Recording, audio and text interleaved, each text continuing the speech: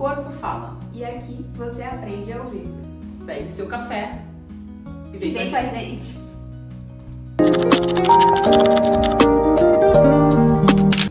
Muita gente ainda acha que envelhecer é sinônimo de perder função. Mas será mesmo que a idade está relacionada a isso? Hoje, a Daiane vai nos explicar um pouco mais sobre essa questão. E com isso, eu já tenho aqui a primeira pergunta. As pessoas realmente confundem o envelhecimento com a perda de função? Sim. É muito comum a gente ver, lógico, né, com o envelhecimento, pessoas perdendo função. E as pessoas têm medo, né, às vezes. Eu não quero envelhecer, ou quanto mais idade, maior a perda de função. E os estudos já vêm desmistificando isso, né? A forma como você envelhece diz muito mais sobre a sua capacidade física do que a idade, né?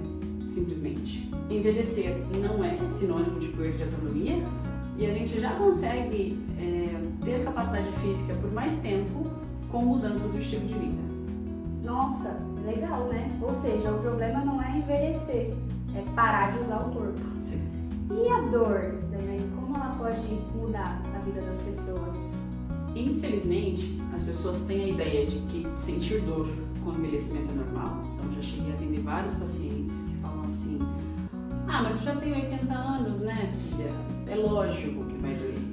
Então, as pessoas têm essa crença e o que acontece é que muitas vezes a dor ela começa muitos anos antes e ela vai limitando a pessoa aos poucos, sem que ela perceba. Então, às vezes, a pessoa ainda jovem tem uma dor no joelho e aí ela começa a evitar de fazer determinadas atividades por conta da dor e não busca ajuda e essa dor vai se cronificando. Com o passar do tempo, a gente tem essa dor de difícil controle, né? Aquela dor que já está ali, a pessoa adaptou a vida com aquela dor, deixou de fazer muita coisa que ela gostaria e com isso vai perdendo capacidade física. Porque assim, quando você é jovem, seus 40 anos, e você deixa de fazer alguma função, sua perda de massa muscular é menor, por exemplo, que quando você tem 70, 80 anos. Então, infelizmente, a dor mal manejada, né, ela vai impactar diretamente na perda de função da pessoa ao longo dos anos. Nossa, muito interessante, né? E, de novo, né? A questão, novamente, é essa. O problema não é a dor, né? É quando a dor faz a pessoa parar, congelar no tempo. E ainda pensando nesse cenário, do exemplo que você deu, de pessoas que tinham, né, o componente da dor e acabaram se privando de determinadas tarefas e hoje se veem com muita dor e talvez até limitação funcional, mas quais são os sinais que a pessoa pode se atentar para ela entender que ela realmente está entrando ali numa restrição, numa limitação funcional? Acho que observar com clareza o seu comportamento, né, ao longo do dia a dia. Então, por exemplo, pessoa que começa a evitar de subir escadas porque o joelho está doendo. Ou pessoas que às vezes ficam um tempo maior em pé e já sentem uma dorzinha na lombar. O que está acontecendo ali? Eu preciso investigar. Então, por exemplo, as pessoas deixam de sair de casa porque não aguentam mais andar muito tempo. Então, eu gostava muito de ir ao shopping almoçar, mas, nossa, começa a mudar a logística, sabe? Coisas que antes eram automáticas, hoje exigem um pouco mais de organização. Por exemplo, eu vou ir ao shopping almoçar, mas nossa, eu vou deixar o carro, sei lá, no quarto, subsolo, eu vou ter que subir, andar mais no centro. Acho que eu vou pedir para comer em casa. Então, assim, começar a observar isso, o quanto que uma dor, um incômodo, né, ou um desequilíbrio, por exemplo, o medo de cair, não necessariamente o medo de cair, mas a insegurança, né, em sair sozinho, começa a te preocupar no dia a dia. Acho que já são comportamentos que acendem alerta. Junto com isso, por exemplo, a dificuldade para levantar, então usar as mãos para levantar de uma superfície mais baixa, ter essa necessidade de apoio para sair, né, para andar, então de repente eu preciso segurar no corrimão, eu não consigo sair mais sozinho, eu sinto mais segurança em sair com o neto. Acho que já são sinais que me acendem um alerta para procurar uma ajuda especializada, porque o corpo dá sinais muito antes da idade e isso infelizmente ainda passa despercebido. Nossa, realmente muito interessante falar disso, até porque são sinais discretos, né? São sutis. Sim, exato. Então, pra gente se atentar, percebê-los, né? É mais desafiador. Então é muito legal você trazer isso pra gente. A gente consegue olhar com outra ótica e ver, não, isso realmente pode vir a... Sim, isso me acende um alerta, porque as pessoas só identificam a perda da função quando ela já aconteceu. Exato. Então assim, minha avó caiu. Mas no último ano, quantas vezes ela já tinha caído? Ela caía sempre. Calma, é normal cair tanto, né? Foi um desequilíbrio, a gente precisa investigar isso. Então são coisas sutis que passam despercebidas, que merecem atenção. Nossa, muito legal. O ser humano tende a se preocupar ou se atentar só quando realmente algo já ficou muito difícil, né? Quando a gente enxerga mesmo o problemão. Muito importante falar disso. Então a gente vê, né, que as pessoas vão reorganizando sua vida em torno da alimentação. Por que não reorganizar a sua vida em torno da reabilitação? E hoje, Daiane, o que a literatura mostra pra gente, né? Que a ciência nos traz sobre o envelhecimento saudável?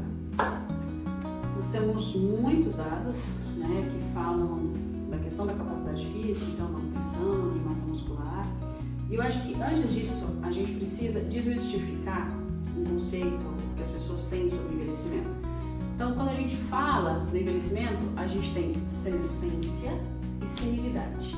A senescência é o envelhecimento fisiológico, né? Imagina uma máquina que está funcionando 24 horas por dia por 60, 80 anos. Ela vai ter alterações, né? Tem muitas coisas que são esperadas do envelhecimento.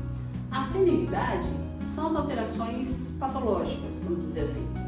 Então é lógico que com o envelhecimento, alteração hormonal, a pessoa vai ter uma redução da massa muscular. O que os estudos mostram é que massa muscular na manutenção de independência funcional é o que a gente tem de padrão ouro, né? É a elite da independência funcional é a massa muscular, porque o nosso corpo ele é composto grande parte por musculatura, né? Então todo movimento ativo que eu tenho, né, toda movimentação voluntária, tudo que eu quero fazer é feito por musculatura, né? É feito por músculos. Então o que a literatura traz é massa muscular, maior independência funcional, menor risco de demência, porque a pessoa sai, ela socializa, né? Então essa boa condição física vai permitir que a pessoa viva mais. Uma outra coisa que a literatura mostra também é a questão do equilíbrio, né? As pessoas idosas caem, né? Queda é uma coisa que acontece demais na população idosa e é um marcador de perda funcional. Então o equilíbrio evita que essa pessoa caia.